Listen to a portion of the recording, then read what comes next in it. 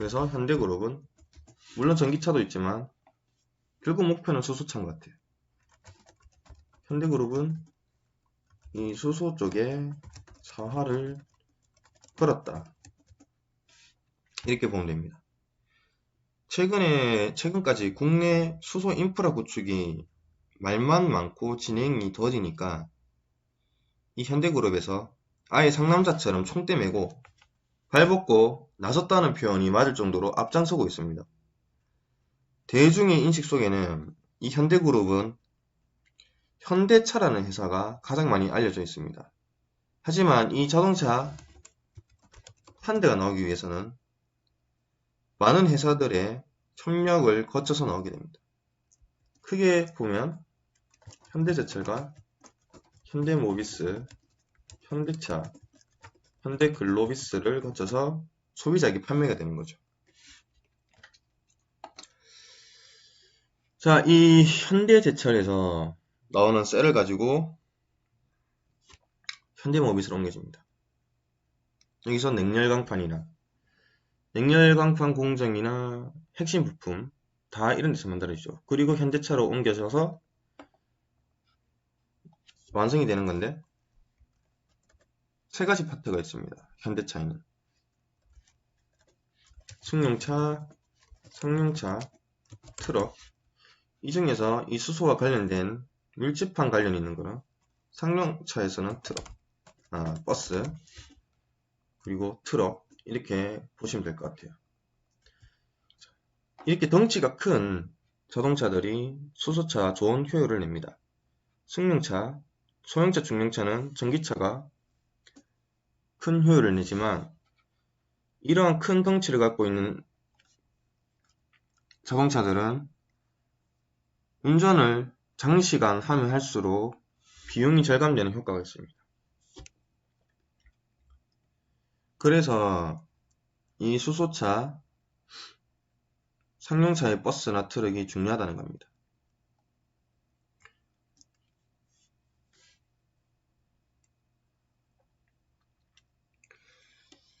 자, 이 현대차라는 회사에서 차가 완성되면 이 현대글로비스를 거쳐가지고 딜리버리, 국내로 팔리고 수출까지 이어지고 이렇게 되는 거죠. 자, 그래서 이 현대그룹이라는 하나의 밸류체인을 가지고 있는 거대 산업 왕국이 자리를 잡고 있는 겁니다. 오늘은 이 많은 이해관계를 갖고 있는 회사들 중에 저는 좀 현대제철에 대해서 집중적으로 볼 생각입니다. 그동안 이제 제철 회사들이 별로 재미가 없었습니다. 중국 치킨 게임 여기에 휩쓸려 가지고 철강 회사들이 주가가 실적 부진으로 다 개박살이 납니다. 가까운 건 포스코, 지금이야 뭐 반등을 주지만 계속 하락을 했었죠. 자, 영업이익률 계속 떨어지면서, 그리고 현대제철도 마찬가지입니다. 계속 떨어지죠. 옛날에 한 14만원까지 갔었던 주가가 망하지 않을까 싶을 정도로 떨어져서 12,000원까지 갔습니다. 그래서 최근에 이제 반등을 보여주는 모습을 보이고 있는데요. 그런데 지금 제가 보기에 현대그룹 내에서 이 현대제철은 없어서는 안 돼. 앞으로 다가올 수소사의 중요한 회사로 자리를 잡아가고 있는 것 같습니다. 그래서 이러한 부분들 좀 설명하기 앞서서 현대그룹에서 지주회사는 현대모비스가 되겠죠. 이 현대모비스에 협력하는 업체가 120개 정도 있습니다. 그 중에서 세종공업이 있고요. 그리고 화신, 평화종공 이런 회사들이 또 있습니다. 근데 제가 이 세 가지 회사 말씀을 드리는 이유는 작년에 얘네들도 많이 올랐어요. 그래서 이렇게 현대모비스 같은 회사, 현대모비스 지금 좋은데 이렇게 덩치 큰 회사 최근에 올랐지만 안정적으로 가져갈 수 있지만 이런 회사를 매수를 하셔서 가져가는 것도 나쁘지 않지만 이런 세종공업이나 네. 계속 주가는 떨어지고 적자에 주가는 계속 떨어졌지만 제가 눈여겨본 게 한 4,000원대부터입니다. 이렇게 떨어졌지만 회사는 망하지 않을 거라 생각했습니다. 신기술을 개발하고 있었던 당시였고요.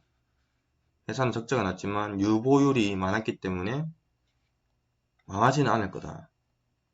그리고 신기술 개발과 함께 이렇게 급등하는 모습을 보여줍니다. 평화전공 최근에 아마 많이 올랐을 거예요. 예, 이렇게 평화전공도 마찬가지고 화신도 마찬가지죠. 예, 이렇게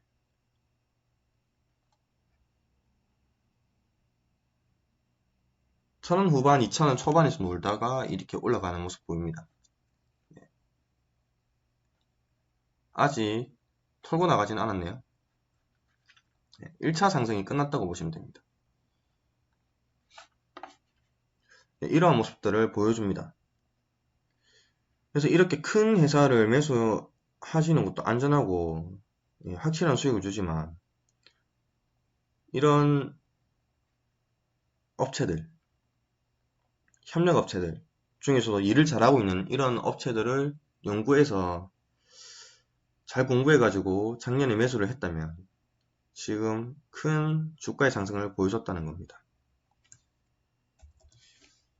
자, 이제 현대제철에 대해서 말씀드릴 건데 그 전에 수소에너지가 어떻게 만들어지는지 몇 가지 방법이 있는지 이런 것 좀 알아보도록 할게요.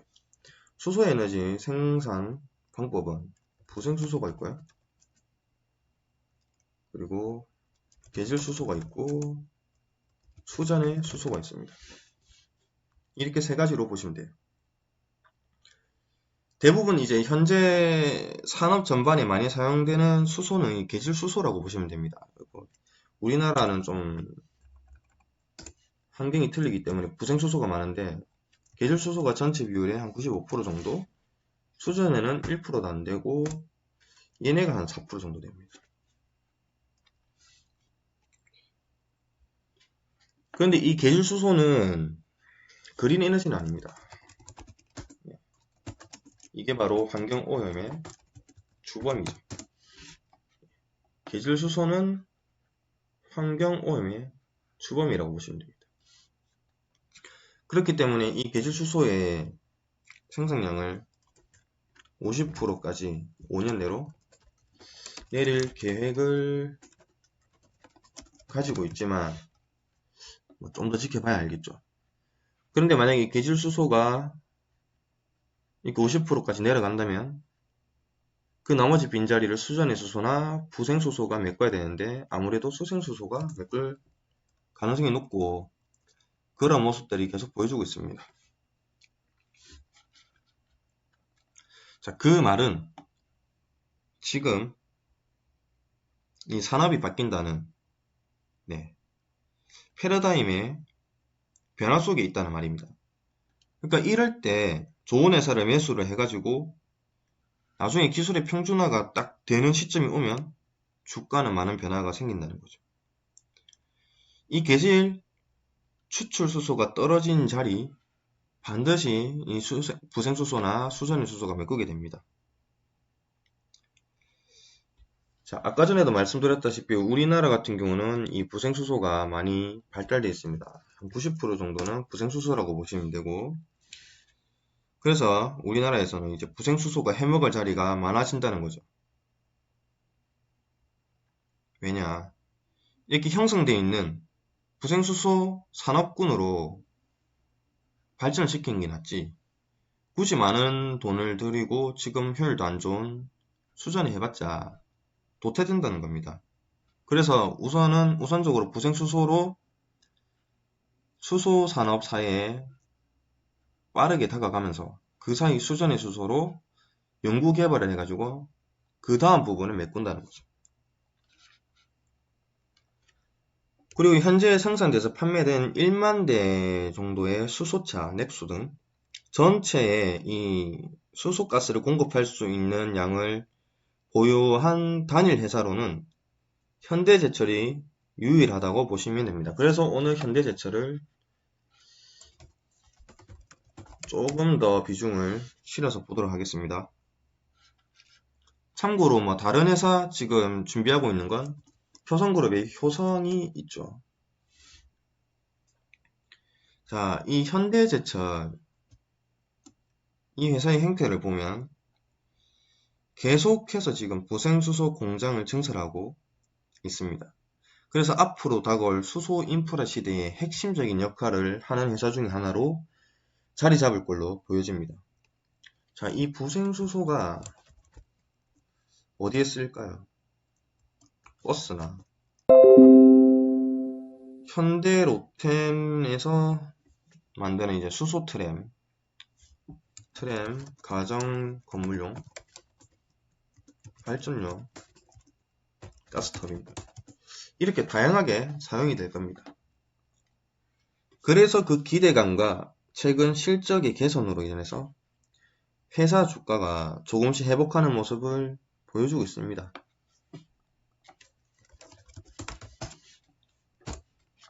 이런 모습 보여주고 있죠. 자, 그러면 이 현대제철에서 부생수소가 어떻게 만들어지냐면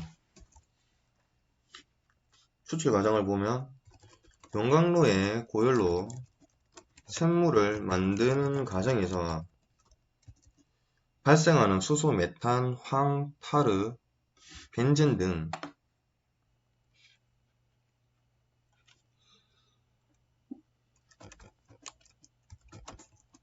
황, 타르, 벤젠 등 석탄 덩어리 여기서 포커스 가스가 발생합니다. 여기에 이제 원통형 타워에 들어가서 공정 과정을 거치는 동안 이제 압축, 추출 과정을 통해서 이 수소 하나만 남고 다 제거가 되는 거죠. 다 제거가 됩니다. 이렇게 생산된 부산물인 부생수소는 순도 99.999%, 5-9이라고 합니다. 순도 99.999%의 5-9 고순도 수소로 만들어집니다. 그런데 이 수소차에는 민감하기 때문에 고순도 수소가 아니면 사용할 수가 없습니다. 그래서 이제 현대제철이 중요하다는 거죠. 현재 당진에서 이제 연간 공장 가동률이 한 50% 정도 됩니다. 내외로 3,500톤 생산이 되는데 이 중에서 만약 2,500톤만 사용이 돼도 현재 나와 있는 그 수소차들의 1년치 대략 넥소 한 12,000대 정도가 1년간 쓸 수 있는 양입니다. 사용 가능합니다. 수소 출하센터도 이제 착공을 해서 올해 3월쯤에 완공이 된다고 하는데 이 부분도 유심히 봐야 될 부분입니다. 자, 이렇게 수소 공급량이 많아지면 어떤 현상이 생길까요? 수도권,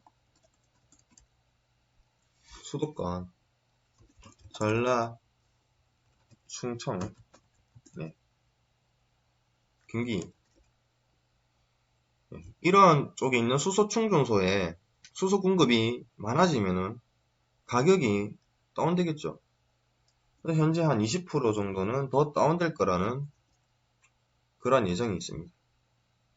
참고로 이제 수소 가격은 지역마다 틀립니다. 지역마다 다르다. 지역마다 다릅니다. 국내에서 자체적으로 생산을 하고 있기 때문에 이게 고르게 퍼지지가 않아요. 그리고 딜리버리 이게 운송 간의 거리가 멀면은 그 멀수록 가격도 또 다르게 책정이 되기 때문에 각 지역마다 이 수소가스에 충전소에 보급되는 이 수소가스가 가격이 다 틀린 겁니다. 현재 이제 경기권은 8,000원, 수도권 8,000원 정도로 제가 잡히는 거 알고 있어요. 그리고 뭐 이제 당진이나 울산 쪽 이렇게 수소, 화학, 정밀 이러한 회사들이 밀집되어 있는 그 지역은 좀 더 저렴하죠. 한 7,000원 정도. 자, 이게 왜 이렇게 수소 가격이 비싸냐? 전기차에 비해서. 자, 이 수소 가격을 측정할 때는 공무원과 화학회사 이 양측이 만나서 양측 사람들이 만나서 가격을 매깁니다. 근데 공무원 이분들은 애초에 나올 때부터 한 4,000원 정도 3,000원, 4,000원 정도 생각을 했습니다.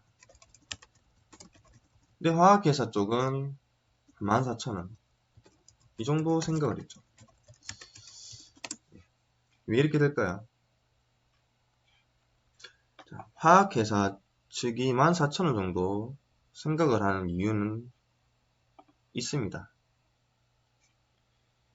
이게 수소가 부생수소가 생산이 된다고 해도 이거를 전부 다 수소차에다가만 공급을 할 수가 없는 상황이에요. 현재 최소 50% 이상 자체적으로 뭐 반도체 정밀 클리닝 공정이나 시설 내에 이제 산화 방지용으로 이 부생수소가 쓰이기 때문에 남아있는 수소들 이거를 이제 공급을 해야 되는데 4,000원 이렇게 판매를 하면 마진이 안 남습니다. 양이 적으면 적을수록 많은 가격을 받아야 마진이 남겠죠. 근데 뭐 만약에 100%를 전부 다 수소차에다 공급을 한다. 그럼 좀 덜 받아도 이게 수주량이 많기 때문에 마진이 남게 됩니다. 그래서 한 14,000원 정도가 적당하다 생각을 한 거죠. 그래서 이 둘의 합의점이 안 생기기 때문에 중간 합의점이 8,000원대 형성이 된 겁니다. 그리고 뭐 이제 최고 저렴한 쪽은 7,000원 이렇게 되겠죠. 이게 지금 현재 상황입니다. 그런데 이제 현대제철이나 효성 이런 회사들에서 이제 공장을 건설하고 이런 부생수소가 많이 발생하면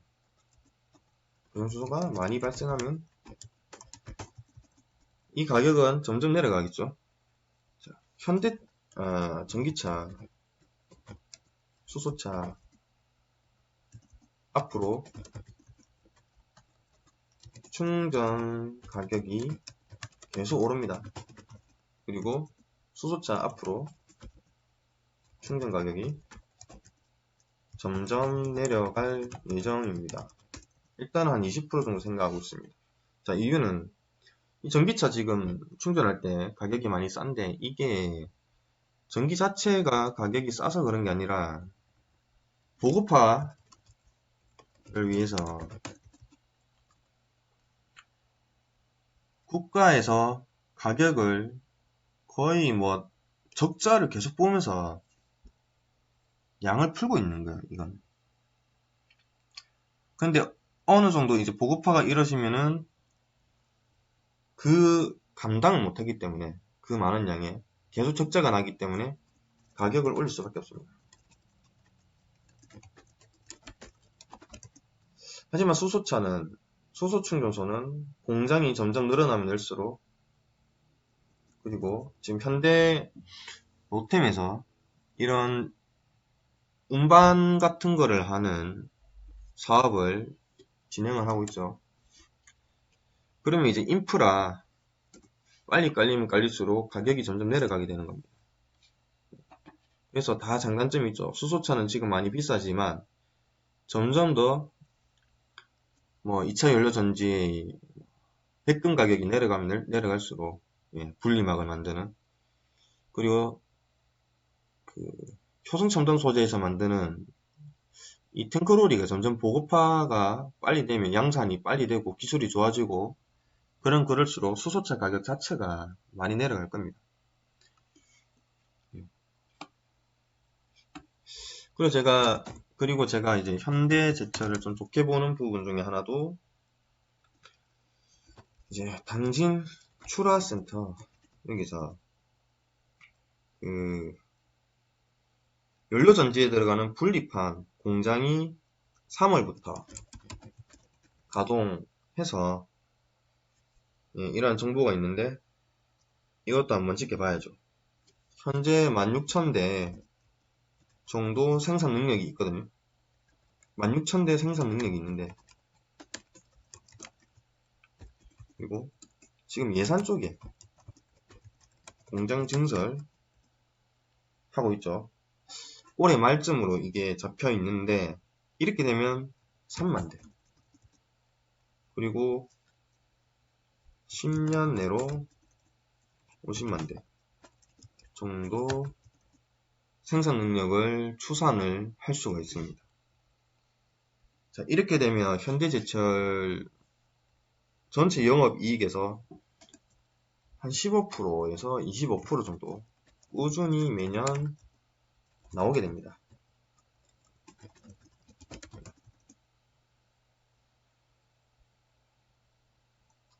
지금 당장은 아니지만 그렇게 멀지 않은 것 같아요.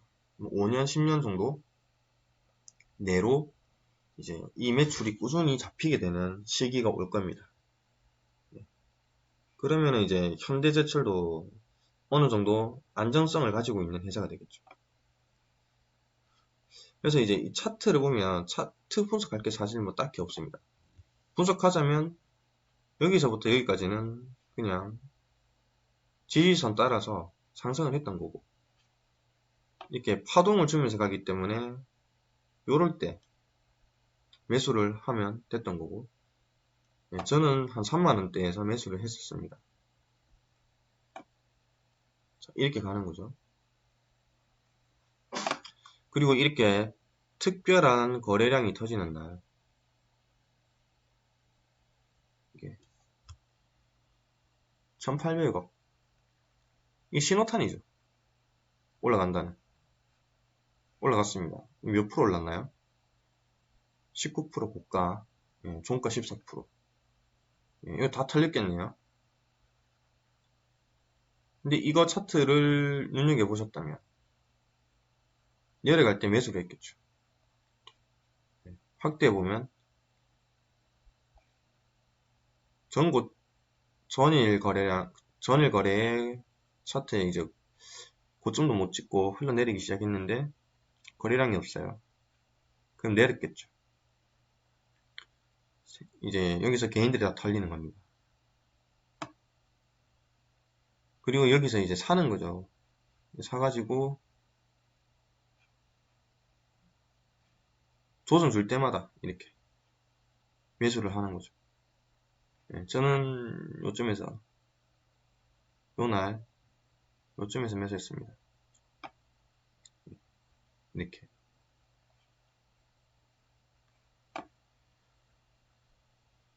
그리고 지금 올라가다가 21선 깨고 밑에 지금 이렇게 60일선까지 터치했는데 이거는 이제 이날 전체적으로 장도 안 좋았고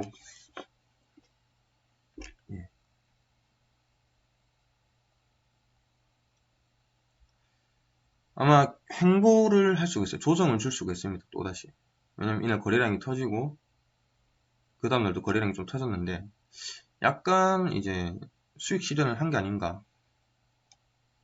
그렇지만 이게 지금 시총이 5조가 넘기 때문에 이거는 뭐 세력들이 쉽게 올리고 내리고 못합니다.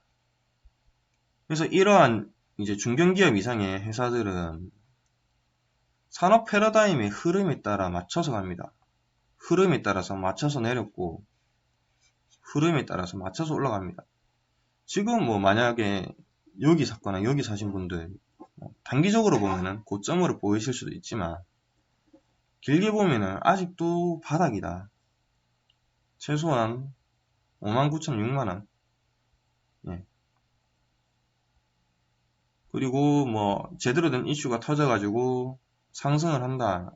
바로 뚫겠죠. 이렇게 이 매물 때 바로 뚫고 8만원까지도 가능하다, 9만원까지도 가능하다, 이렇게 봅니다. 자, 이러한 요소들로 인해서 영업이익이 꾸준히 15% 정도 더 잡힌다고 해도, 그래도 주가가 뭐 15%만 오를까요? 그러면은 15% 이 정도밖에 안 됩니다. 그건 아니라는 거죠. 꾸준하게 영업이익이 15% 잡혀도 15% 오르고 마는 게 아니라 더 많이 오를 수가 있다. 왜냐면 이제 이게 왜냐면 이게 PBR이 지금 너무 낮아요. 최소한 100% 이상은 더 갈 수가 있습니다. 꾸준히 들고 가시면은. PBR 안 보면 영업 실적이 안 좋았기 때문에 펀은 엉망이지만 우리는 이 PBR을 보자는 거죠. 0.35로 책정이 되어 있습니다.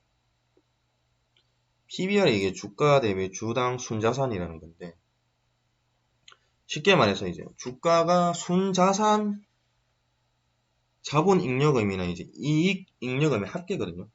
자본금과 자본잉여금, 이익잉여금의 합계가 순자산이라는 건데,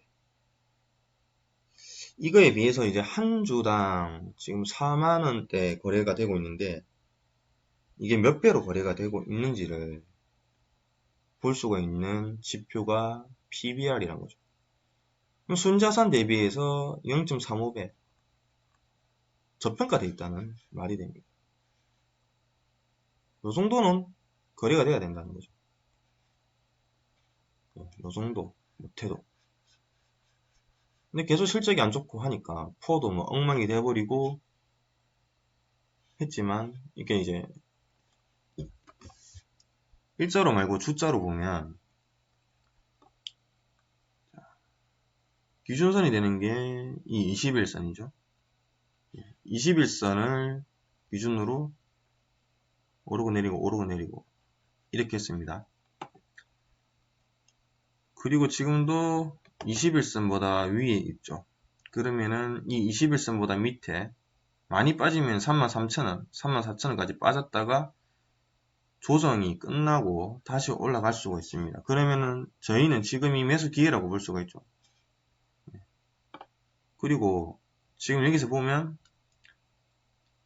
많이 빠질 수가 있으면 여기까지 빠진다는 건데, 이 21선 밑으로 잘 안 빠지고 있죠. 지금 다시 오를 때. 그러면은 36,000원까지 찍고 37,000원까지 찍고 다시 올라갈 수가 있다는 겁니다. 그럼 제가 봤을 때는 최소한 여기까지 가야 되기 때문에 지금 사줘도 무방하고, 들고 계신 분들은 계속 보유해도 됩니다. 떨어지면은 이 60일선 밑에서 사셔도 되고, 어쨌든 이 회사는 앞으로 턴하는 모멘텀이 있기 때문에 주가는 어느 정도 선반영이 됐지만 더 많이 갈 수 있다. 아직 정 고점까지 오지도 않았다. 여기까지. 요거는 최소한 찍는다. 이렇게 보시면 될 것 같아요. 이게 좀 늦게 가긴 합니다. 늦게 가긴 하는데 그래도 확실한 수익을 주고, 얘를 가지고 있으면 뭐 단타 하시는 분들은 어쩔 수 없는데, 뭐라고 합니까? 기회비용이랍니까? 기회비용을 날리지 않냐. 그렇기 때문에 분할 매수를 해야 되죠. 몰빵하지 말고.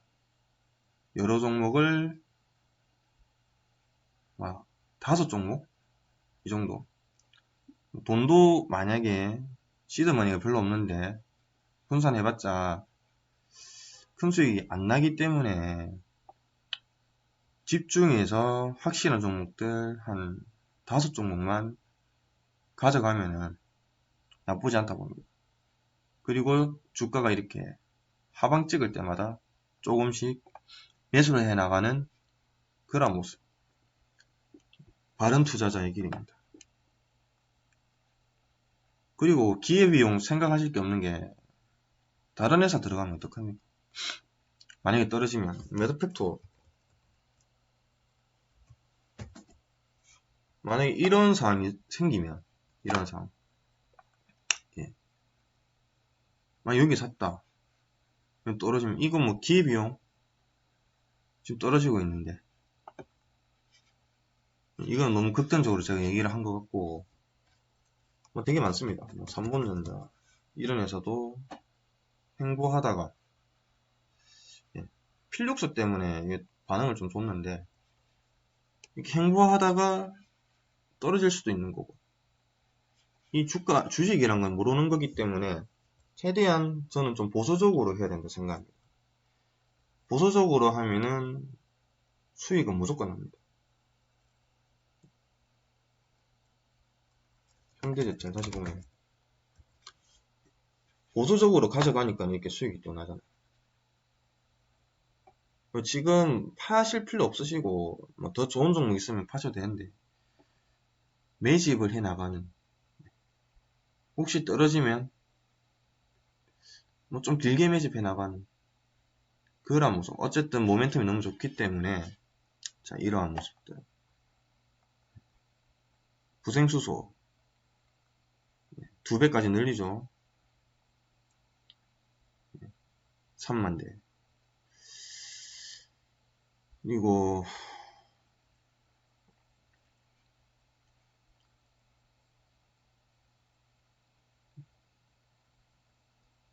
분리팜 이 두 가지 모멘텀이 있기 때문에 정말 좋은 주식 중에 하나다.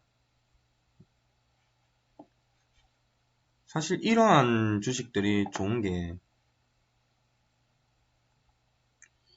이렇게 점점 떨어집니다. 점점 떨어지면서 점점 떨어지다가 자 흑자 전환을 하면 점점 떨어지다가 흑자 전환을 하면 이런 회사들이 주가가 많이 갑니다. 그리고 일회성 흑자 전환이 아니고 앞으로 모멘텀이 확실하니까 점점 호전되겠죠. 네. 그러면 얘네들은 똑같이 간다. 그러니까 좀 성급해 하시지 마시고 기회 올 때 이러한 눌림목 줄 때 매수하시고 만약에 떨어지면 이 현대제철 절대 망하는 회사 아니니까 망하겠습니까 이게? 지금 현대그룹에서 진행 중인 프로젝트가 어마어마한데 정의선 회장이 되면서 엄청난 지금 수소 인프라 쪽으로 현대제철뿐만 아니고 뭐 현대로템도 있고 현대모비스 지주회사죠. 현대글로비스도 많이 올랐을 겁니다.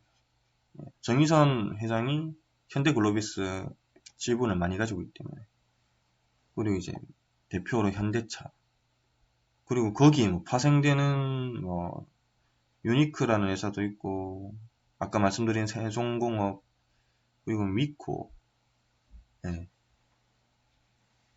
그리고 뭐 그 외에도 수소 쪽 좋은 회사들 되게 많습니다.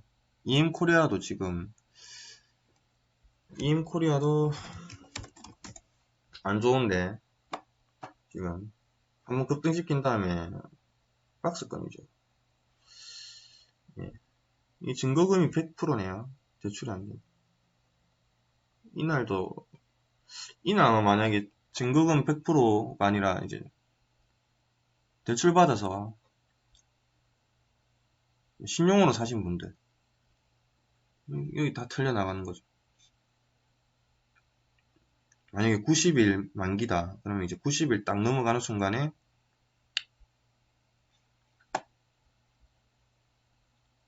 10월 15일 11월 15일 12월 15일 이 전까지 절대 주가 안 올립니다. 예. 이 증거금 신용 있는 사람들 예. 여기서 횡보하다가 그냥 가는 거예요. 이렇게 반응 주죠. 이렇게 반응 횡보하다가 이렇게 그냥 가는 겁니다. 소성중공업 이 수습법 나오고 나서 이 올랐죠. 이렇게. 이런 식으로.